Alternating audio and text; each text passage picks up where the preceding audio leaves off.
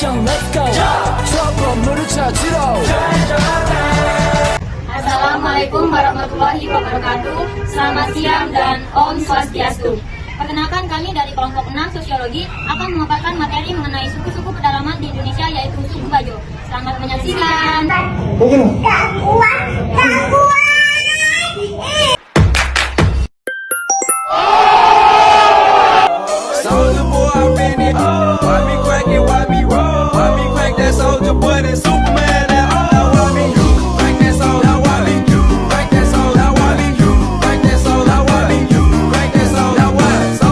A few moments later.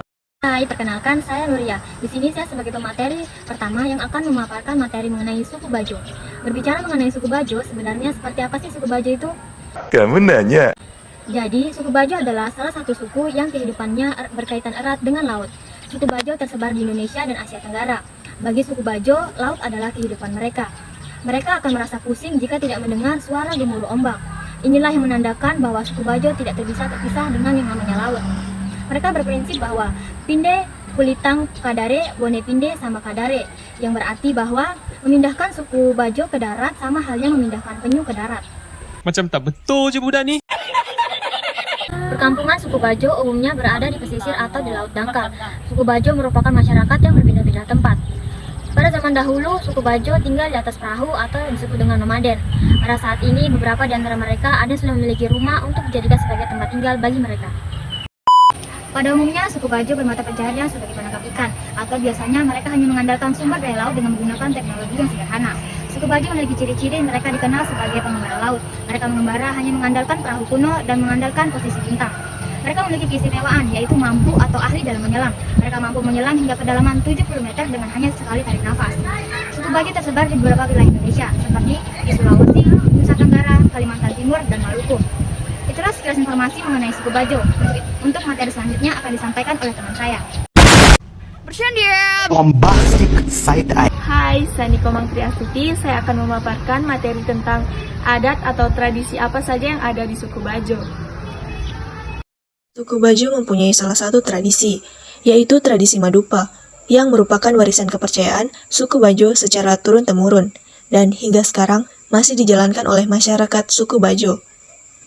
Madupa termasuk salah satu rangkaian tradisi saat melakukan baca-baca ritual-ritual di pemakaman atau ritual sebelum pembacaan ayat suci Al-Quran, untuk mendoakan orang yang sudah meninggal.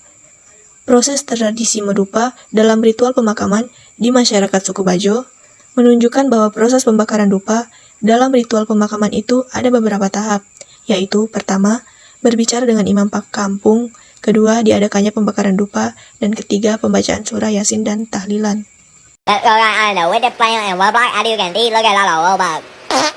Let's go, eat. Hai, perkenalkan, nama saya Niko Yunita Amanda Putri. Saya akan melanjutkan materi tentang tradisi atau adat yang ada di suku Bajo. Kita bisa melibatkan masyarakat lokal dalam upaya menyelamatkan ekosistem laut, salah satunya dengan melestarikan kearifan lokal maupun tradisi yang dimiliki oleh masyarakat tersebut.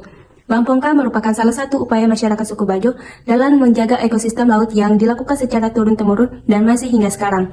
Bampongka atau babagai merupakan aktivitas melaut suku Bajo dalam jangka waktu yang cukup panjang, bisa sampai bulanan dengan menggunakan perahu besar yang disebut lepa atau ada yang menyebutkannya juga sope. Pelaksanaan Bampongka sendiri bisa mendekati bulan suci Ramadan atau tergantung kesiapan lahir batin dari masing-masing orang tersebut. Hasil tangkapan setelah melakukan Bampongka bisa ditukar maupun dijual ketika mereka sampai daratan. Hai, perkenalkan, nama saya Karina Wijayanti. Saya akan membawakan materi tentang apakah suku Bajo sudah terkena dampak dari globalisasi. Keberadaan suku Bajo mendapat pengakuan dunia, namun perkembangan perubahan dunia tidak ikut mempengaruhi mereka, termasuk anak-anak yang tidak terpengaruh oleh globalisasi dan perkembangan ilmu pengetahuan dan teknologi. Keterampilan sosial anak cenderung stagnan, terpola etnisitas, bersikap eksklusif, dan tertutup, tidak terpapar pengaruh luar. Pengaruh nilai budaya leluhur terhadap keterampilan sosial anak pada wilayah berbeda, serta peran keluarga, masyarakat, pemerintah dalam meningkatkan keterampilan sosial anak. Meledak. Hai, perkenalkan, nama saya Gabriel Putra Ungo. Saya akan melanjutkan materi tentang apakah suku Bajo sudah terkena pengaruh globalisasi. dengan menggunakan metode deskriptif dan pendekatan fenomenologis.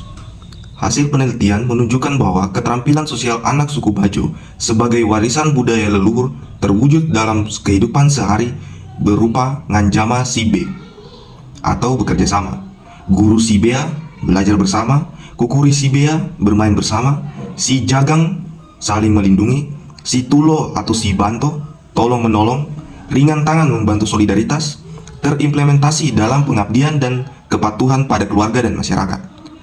Pengembangan keterampilan sosial anak tidak berbanding lurus dengan program pemerintah yang berpihak dan berperspektif anak.